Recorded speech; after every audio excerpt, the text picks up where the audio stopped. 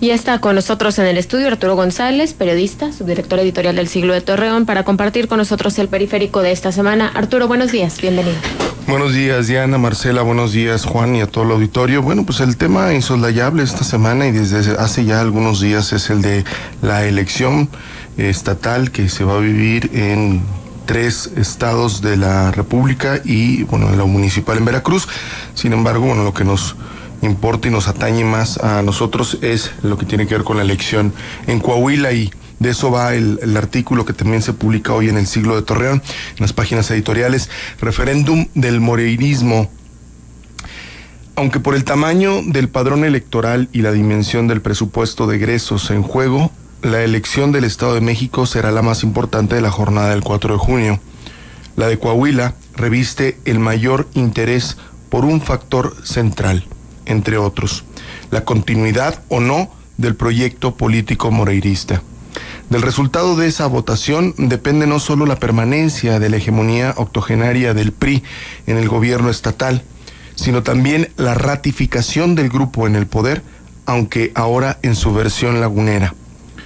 Porque es claro que el candidato priista a la gubernatura, Miguel Riquelme, forma parte de ese grupo que controla la mayor parte de las estructuras políticas de la entidad desde 2005, cuando la familia Moreira llegó al Palacio Rosa. Si bien es cierto que, como él mismo se defiende, su carrera política inició antes de ese año, es en la última década que se ha fortalecido en la cercanía de los 2 gobernadores de ese apellido. Y hoy ambos lo apoyan, al menos expresamente, uno desde el gobierno estatal priista, el otro desde su trinchera de candidato plurinominal por el Partido Joven, aliado del PRI. Ha quedado claro en la campaña que los esfuerzos del gobierno federal y el CEN del tricolor se concentraron principalmente en el Estado de México, en donde el régimen lleva como candidato a Alfredo del Mazo, primo del presidente Enrique Peña Nieto e integrante de la dinastía de Atlacomulco. Ganar el Estado de México es vital para el proyecto del priismo peñanietista, ya que de no conseguirlo, las posibilidades de repetir en 2018 en el gobierno federal se reducirían al mínimo. No solo se trata de números, siendo dicha entidad la más poblada del país, sino también de símbolos. En caso de perder, el PRI se quedaría con el control de solo 2, Jalisco y Oaxaca, de las 10 entidades con más electores en la República. Pero además significaría el debilitamiento del grupo Atlacomulco dentro del tricolor y la posible emergencia de otros grupos hoy relegados, pero que están al acecho y a la expectativa. Si el partido logra conservar el poder en el estado mexiquense, tendrá un respiro tras la debacle de 2016 y abrirá la posibilidad de reestructurar sus fuerzas de cara a 2018. Aunque no pinta fácil, la mayor parte de las encuestas colocan a Del Mazo a la cabeza, seguido de cerca de Delfina Gómez, candidata de Morena. En esta lógica, el apoyo del centro para el PRI de Coahuila ha sido casi el mínimo institucional necesario si se compara con el que se ha volcado hacia el PRI del Estado de México. Prácticamente el moreirismo está librando la batalla con sus propios recursos, redes, programas y controles. Esta situación puede entenderse desde 2 ópticas. Por un lado, el apellido Moreira se ha convertido en un problema para el PRI en el ámbito nacional debido a los múltiples señalamientos e investigaciones que han pesado sobre los 2 sexenios que han gobernado los hermanos Humberto y Rubén, con el agregado de que el primero fue el dirigente nacional tricolor que le dio la candidatura presidencial a Enrique Peña Nieto.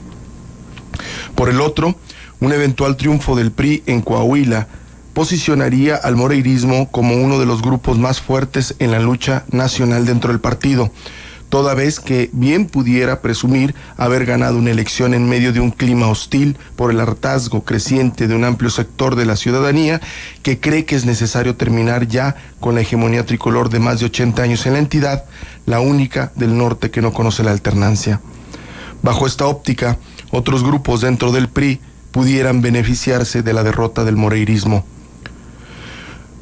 Por eso es tan importante la elección para el PRI coahuilense, pero también lo es porque la derrota del moreirismo pudiera significar romper la coraza que el régimen ha creado alrededor de todo lo relacionado con el desorden financiero del sexenio anterior, la deuda contratada de forma irregular, la descomposición e infiltración de la seguridad pública y los presuntos malos manejos de exfuncionarios que están siendo investigados en el extranjero, pero no en México.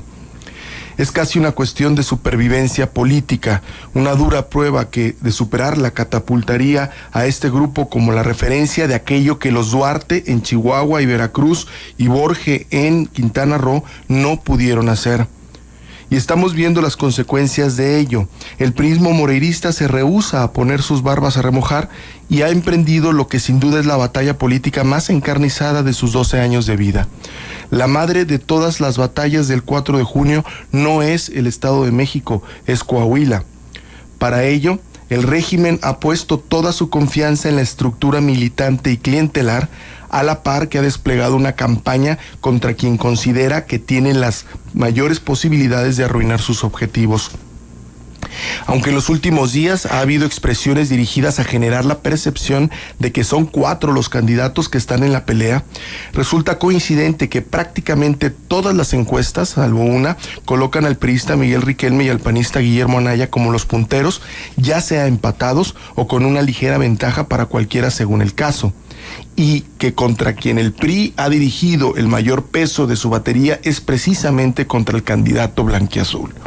Si el tricolor no viera a Anaya con posibilidades reales de triunfo, seguramente dirigiría la mayoría de sus ataques contra otro candidato. De la misma forma que los ataques del PAN se centran en el aspirante priista, a quien ven como el rival a vencer. La lucha está pues entre Anaya y Riquelme, el primero enarbolando la bandera de la alternancia y el combate a la corrupción, el segundo la de la continuidad y la seguridad. La esperanza del PRI coahuilense está centrada en que el voto opositor se fragmente lo suficiente para que con la estructura y un poco más puedan conservar el Estado. La del PAN está sustentada en el hartazgo de un sector de la ciudadanía, fortalecer la idea del voto útil y operar con eficiencia sus redes militares y militantes y clientelares creadas para contrarrestar la maquinaria tricolor. Nadie ha ganado todavía. El resultado de la elección depende aún en buena medida de lo que ocurra el 4 de junio. La moneda está en el aire y sus dos caras son sí o no a una nueva versión del moreirismo.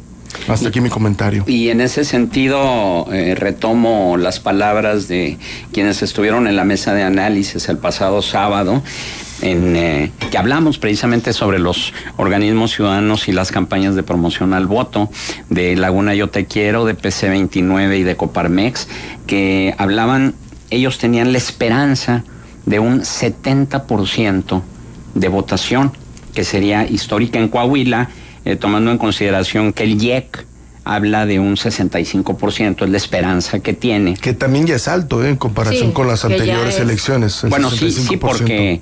porque de hecho la votación más alta ha sido del 60%. 62, creo que en Coahuila, fue 62%. La de 2011. Exactamente, en 2011. Y precisamente a eso se refería el IEC cuando decía, bueno, si tuvimos 62, en 2011 vamos a aspirar a un 65% en estas elecciones, pero los presidentes de Coparmex, de PC 29 y de Laguna Yo Te Quiero tenían confianza en que con estas campañas que están realizando, dirigidas a todos los sectores, no nada más estos 3 organismos, sino también incluso hasta la Iglesia Católica, los jóvenes universitarios y otros organismos más, se pudiera llegar a un 70%. ¿Tú crees que podría lograrse, Arturo? Híjole, es muy difícil adelantarse. Existen las condiciones tomando en cuenta varios elementos.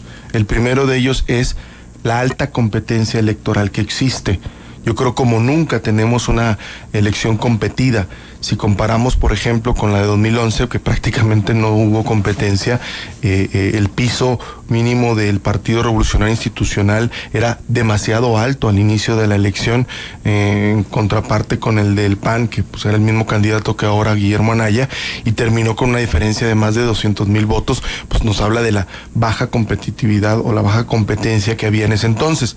Hoy se espera una competencia, o se ve más bien una competencia mucho más fuerte, y por una parte, bueno, con un resultado que para muchos hoy es una incógnita, o sea, nadie puede adelantar en este momento, digo, nadie que esté fuera de los partidos, porque obviamente el PRI dice que ya ganó y el PAN dice que ya ganó, y si le sumamos lo que dice Morena y el Independiente, pues todos ganaron y vamos a tener 4 gobernadores a partir del 1 de diciembre.